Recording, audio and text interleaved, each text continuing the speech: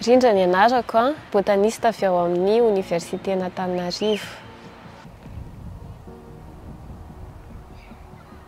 Aty Ranomafana zao miasa amina projet atao any manako akora Ranomafana ny anankiray dia ny anankiray any Iofandasibe. Dia ny anjara asako ao anatin'io projet io miandraikitra ny resaka botanika.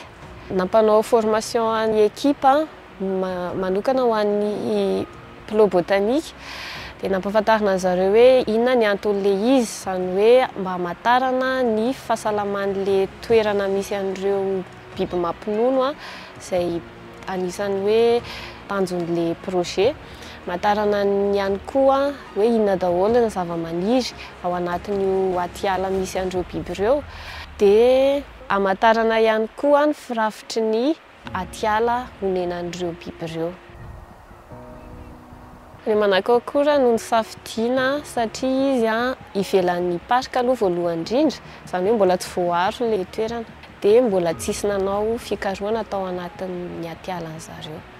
Ilay aty manako akora somary dégradé kokoa ny atiala, fa ny Iofa mbola mahita forêt primaire fa mitovy amin'izay koa ilay izy hoe mbola ivelan'ny parc national no mbola tsisy nanao asa fikarohana hoe manokana ho an'ireo biby mampinono ireo ao.